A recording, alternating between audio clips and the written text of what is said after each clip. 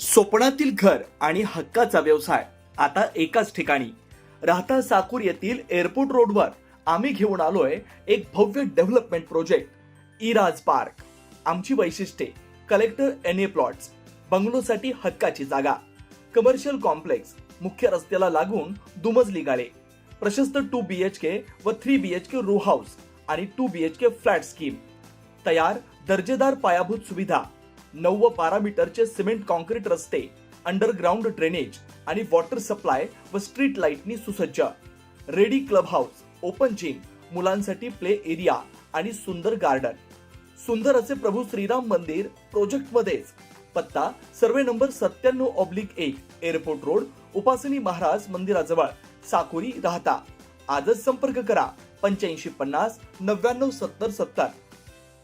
लोणी पोलीस ठाण्यात दाखल झालेल्या बेकायदेशीर गर्भलिंग निदान व गर्भपात प्रकरणाच्या तपासात पोलिसांना आणखी मोठं यश मिळालंय.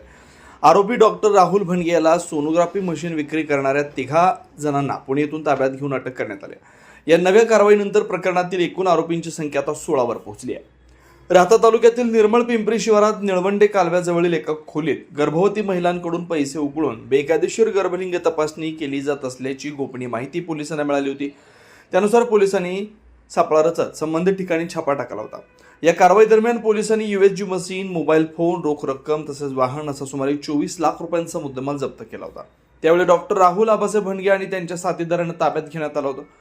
दरम्यान आरोपी डॉक्टर राहुल भणगे याच्याकडून सोनोग्राफी मशीन कुठून आली, ते कुणी पुरवलं आणि या रॅकेट मागे आणखी कोणाचे जाळं कार्यरत आहे याचा पोलिसांनी सखोल तपास सुरू केला होता. तपासादरम्यान पोलिसांनी USG मशीन विक्री साखळीचा माग काढत पुणे जिल्ह्यातून 3 आरोपींना अटक केली.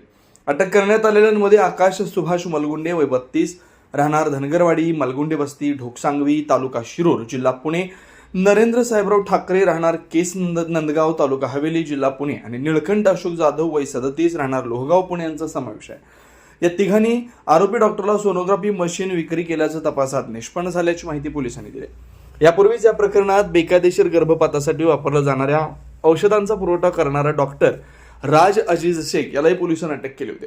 आतापर्यंत 3 डॉक्टर, काही एजंट आणि गर्भवती महिलांच्या कुटुंबियांसह एकूण 13 जणांना अटक करण्यात आली होती. नव्या 3 अटकेनंतर या रॅकेटची व्याप्ती अधिक मोठी असल्याचं स्पष्ट झालंय.